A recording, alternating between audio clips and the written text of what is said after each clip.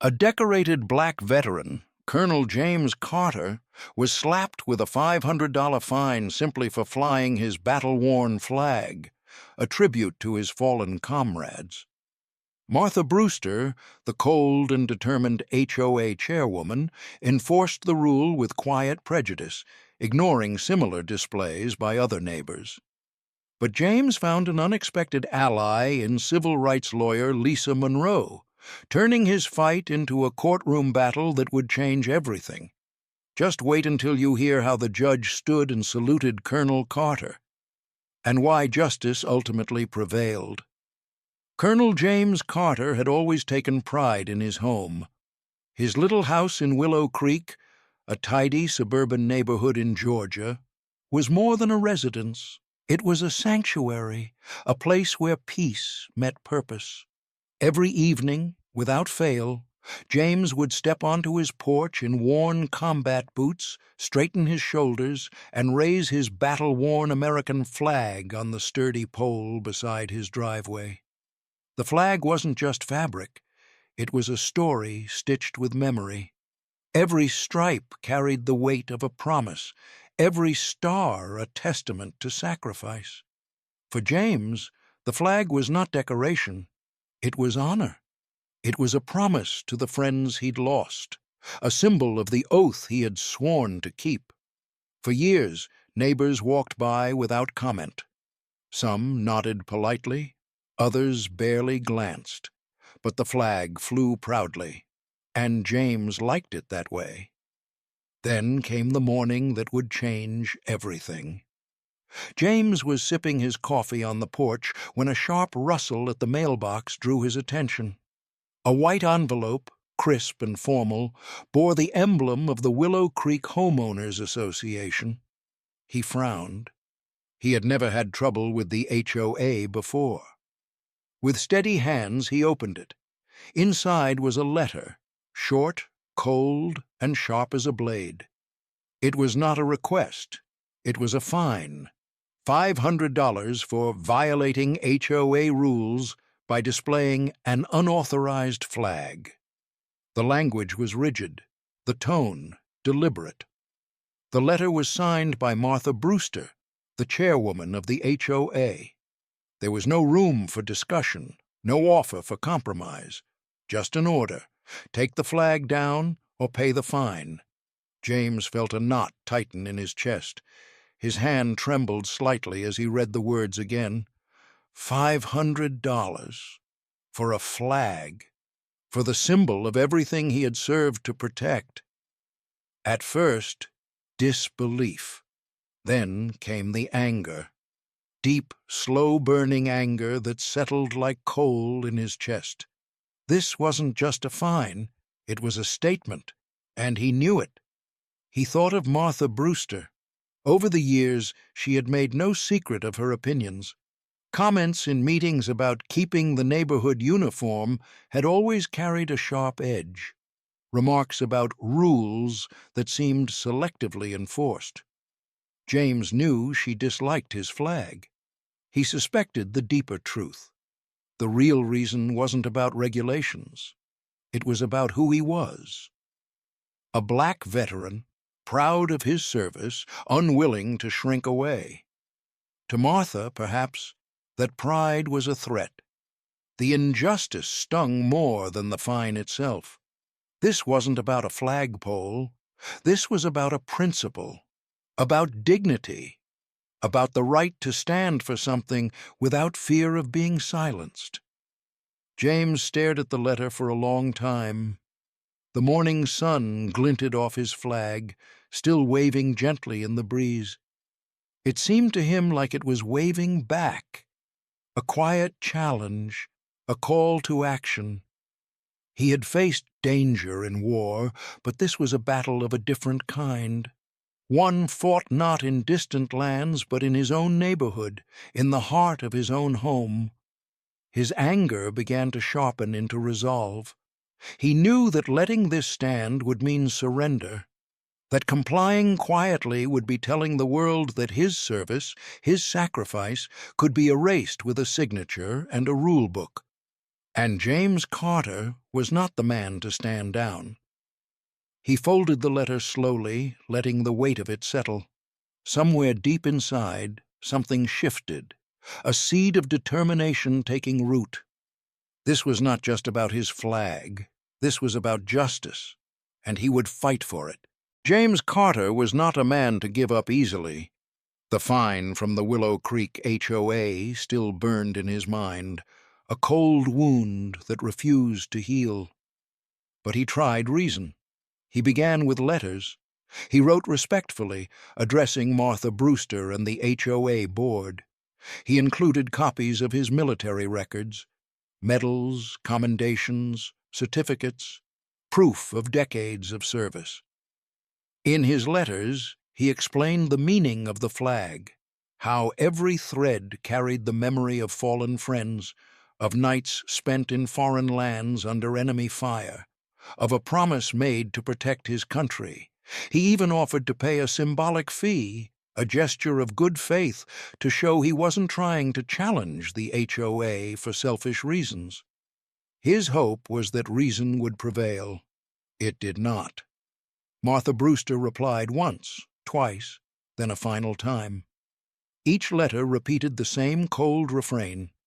The rule applied equally to all, no exceptions, no discussion, no empathy. Yet James knew the truth. Other residents had flags, banners, even signs, quietly ignored by the HOA. His was different, and Martha's letters carried more than policy. They carried a subtle dismissal, a quiet judgment. James felt the first heavy blow of pain. This wasn't just about the flag anymore. It was about being unheard, unseen, dismissed despite a lifetime of service. The gossip began soon after. At the neighborhood mailbox, whispers followed him. "Colonel Carter's in trouble," some said.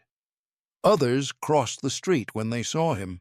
A few nodded with quiet sympathy, but their glances were cautious, as though fear of getting involved outweighed a sense of justice. The small community that had once seemed warm now felt fractured. And then the HOA escalated. Another letter arrived one morning, stamped and formal. It threatened foreclosure if James did not comply. $500 was bad enough. But foreclosure? For a flag?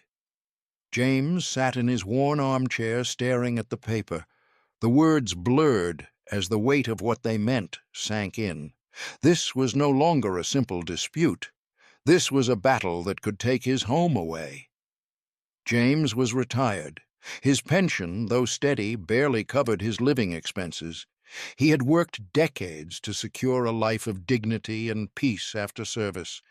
The thought of losing that, of being forced out of his own home over something he held sacred, crushed him in ways battlefields never had. For the first time in years, James felt powerless. That night he went outside, boots crunching softly against the gravel. The air was cool, the street silent.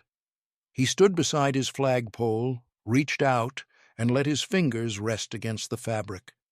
The flag was slightly worn, the edges frayed, but it still held itself high in the breeze. His mind wandered back to Iraq, the dust, the silence before the storm, the faces of the men he had served with, some never coming home, the hardship, the brotherhood, the sacrifices, pain, not just physical but spiritual, pressed in on him now. This fight was no longer about a piece of cloth on a pole. It was about something much deeper: respect, dignity, and his right to stand for what he had served to protect. James sat there for hours, staring at the stars. The neighborhood lights were dim, but his flag caught the glow of the porch lamp. It fluttered gently, as though reminding him not to give in. But James knew the road ahead was not simple. He felt pain, not just for himself, but for what this meant. If he bowed to the HOA, it would be more than a personal defeat. It would be a message to anyone who served, to anyone who stood for principle, that pride, service, and truth could be silenced quietly with paper and signatures. Paine gave way to a quiet determination. His hands clenched briefly, the fabric of the flag trembling under his touch. This was no longer just a matter of rules. This was about something worth fighting for. And James Carter would not turn away. James Carter knew he could not fight this alone. The fine, the threats, the quiet prejudice, they had become more than a neighborhood dispute. They were a test of principle, a matter of dignity. And he needed help. One afternoon, James found himself in a small law office in downtown Atlanta. The walls were lined with bookshelves filled with legal volumes. Across the desk sat Lisa Monroe, a civil rights attorney with sharp eyes and a reputation for taking difficult cases. She listened as James spoke, his voice steady but carrying the weight of long weeks of struggle. He told her everything: the fine, the letters, the whispers in the neighborhood, the feeling of being silenced for no reason other than who he was. Lisa leaned forward, resting her elbows on the desk. "Colonel Carter," she said, "this is not just about HOA rules. This is about constitutional rights, and I believe we can win this hope stirred in James for the first time in weeks." They began gathering evidence. Lisa secured recordings of HOA meetings where Martha Brewster and her allies discussed rules selectively. They collected statements from residents who had seen the bias firsthand. They documented similar cases where flags and displays had been ignored. Every piece of evidence built a stronger case. This was not about rules. This was about prejudice. Lisa filed the suit. She framed it clearly. The HOA had violated James's constitutional rights, specifically the First Amendment. The filing became public, and the story began to spread. Soon, it was no longer James's fight alone. Support grew quietly at first. A neighbor left a note of encouragement in his mailbox. Then another. Soon, small groups began to gather outside the HOA office, carrying flags, holding signs that said, "Respect Veterans" and "Justice for Colonel Carter." Veterans in uniform appeared, their presence quiet but powerful. Local reporters began asking questions. The neighborhood was buzzing. The court date came, and James felt the weight of every step toward that day. The tension in Willow Creek was growing. At the courthouse, the lobby was packed. Cameras flashed. Veterans in dress uniforms lined the benches. Supporters carried small American flags. And there he was, Colonel James Carter, standing at the center of it all. Martha Brewster and her allies framed their defense as a matter of community rules, insisting that the HOA was applying its guidelines fairly. But Lisa stood firm, her voice steady and clear, painting a picture of selective enforcement and racial bias. She spoke not just of laws, but of fairness, of respect, of the values James had fought to defend. James listened quietly, hands clasped behind his back, the flag patch on his uniform jacket catching the light. Every word Lisa spoke seemed to strengthen his resolve. When the day of judgment arrived, the courtroom was full. Journalists filled the seats. Veterans in uniform lined the back rows. The air was thick with anticipation. Judge Helen Grant, a woman known for her fairness and calm authority, entered. She listened attentively to every word, every argument. Her presence was a reminder that this fight had reached far beyond James's front yard. After hours of deliberation, silence filled the courtroom. Then Judge Grant rose. Her voice was steady as she spoke. "The fine imposed by the Willow Creek Homeowners Association is unconstitutional. Colonel Carter's right to display his flag is protected. The room seemed to exhale. James felt his chest tighten. Relief. Victory. But then the judge did something no one expected. She removed her robe. She rose from her seat and turned toward James. She saluted. "Colonel Carter," she said clearly, her voice carrying through the room, "your service demands respect." A ripple of applause rose. For James, it was more than a legal victory. It was recognition. It was validation. And above all, it was hope. A hope that injustice could be challenged, that truth could be heard, and that one man's stand could inspire a change far greater than himself. The moment Judge Helen Grant's words echoed in the courtroom, the air shifted. A hush broke, and then, quietly at first, applause began. It swelled, filling the room. Soon it became a chorus. Claps, cheers, the sound of relief and justice converging. Colonel James Carter stood still, absorbing it all. For a heartbeat, nothing registered except the pounding of his own heart. Then a wave of pride and relief washed over him.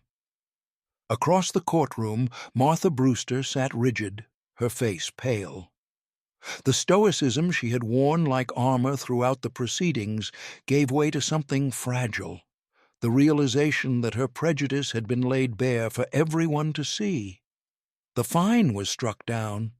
The HOA was ordered not only to remove the charge, but to pay damages. And most importantly, James's right to fly his flag without interference was affirmed. When James stepped outside later that afternoon, the sunlight hit the flagpole in his yard just right. The flag, now untouched by threat or fine, waved higher than ever before. There was a new light in its folds, not just the glow of the sun, but the quiet triumph of a principle upheld. But James knew this victory was bigger than him. This was not simply about one man's flag.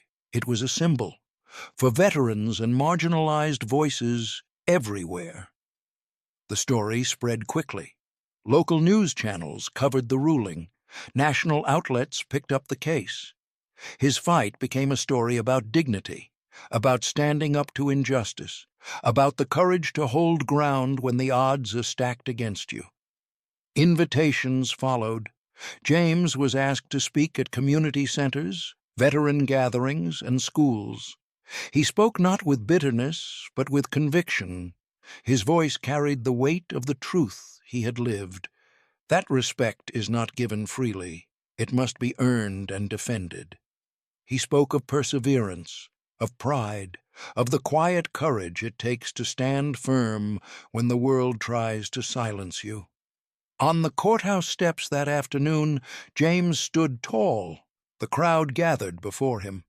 The flag behind him caught the wind, unfurling fully, bold against the sky. Veterans in uniform stood nearby. Neighbors watched from across the street. Some came forward to shake his hand. Some offered quiet apologies, nodding with understanding.